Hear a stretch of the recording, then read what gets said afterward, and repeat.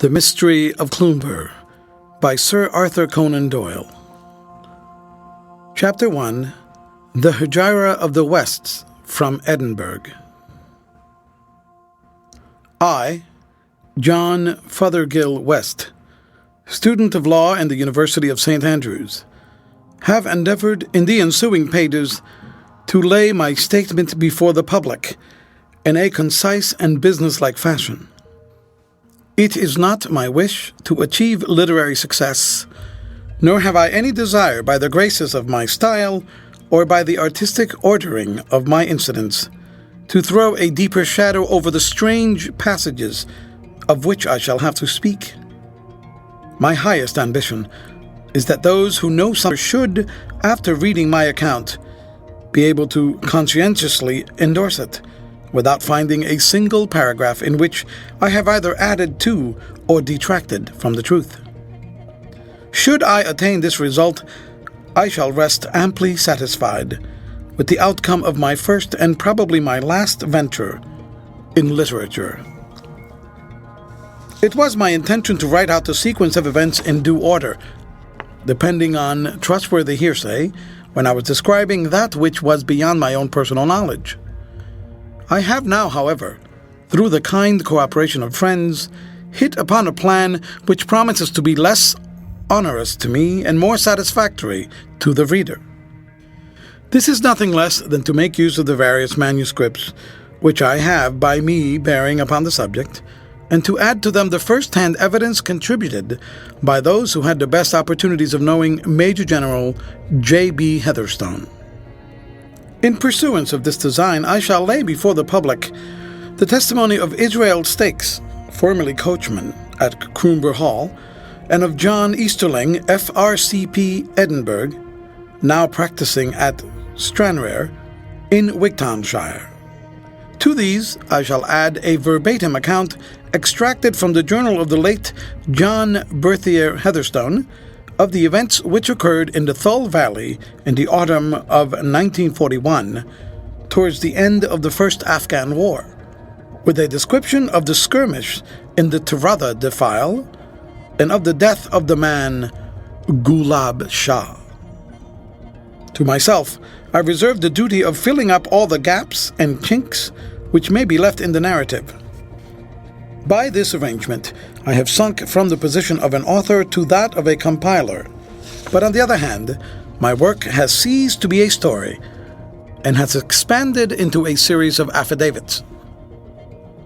My father, John Hunter West, was a well-known Oriental and Sanskrit scholar, and his name is still of weight with those who are interested in such matters. He it was who first, after Sir William Jones, called attention to the great value of early Persian literature, and his translations from the Hafiz and from Feriduddin Attar have earned the warmest commendations from the Baron von Hammer-Purgstall of Vienna and other distinguished continental critics.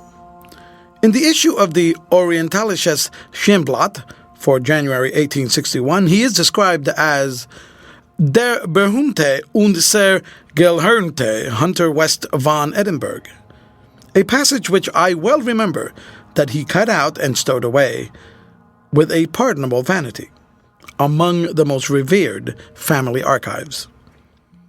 He had been brought up to be solicitor, or writer to the signet, as it is termed in Scotland, but his learned hobby absorbed so much of his time that he had little to do. When his clients were seeking him at his chambers in George Street, he was buried in the recesses of the Advocate's Library, or poring over some mouldy manuscript at the Philosophical Institution, with his brain more exercised over the code which Menu prompted 600 years before the birth of Christ than over knotty problems of Scottish law in the 19th century.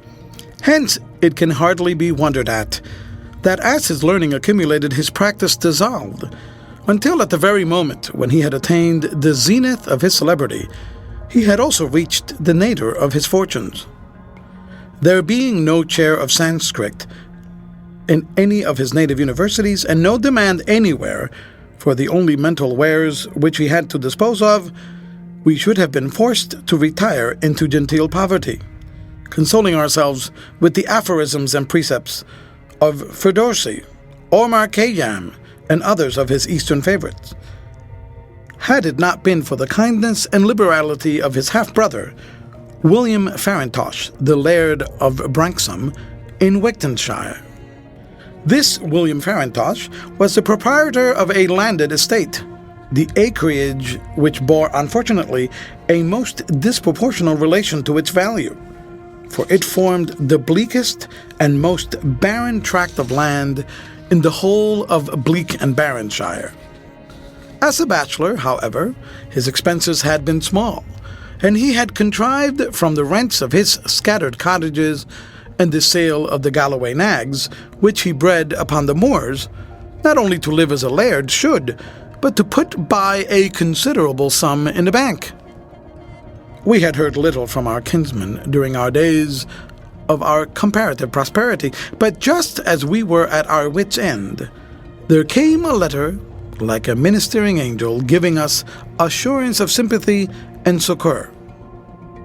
In it, the Laird of Branksome told us that one of his lungs had been growing weaker for some time, and that Dr. Easterling of Stranraer had strongly advised him to spend a few years which were left to him in some genial climate.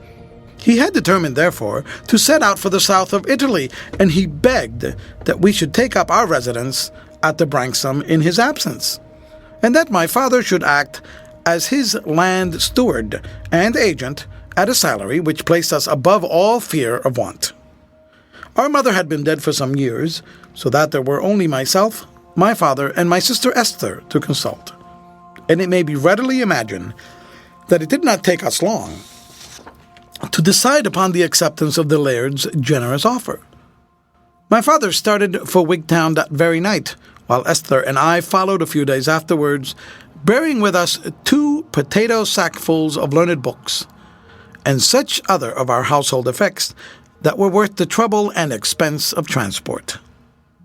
End of chapter.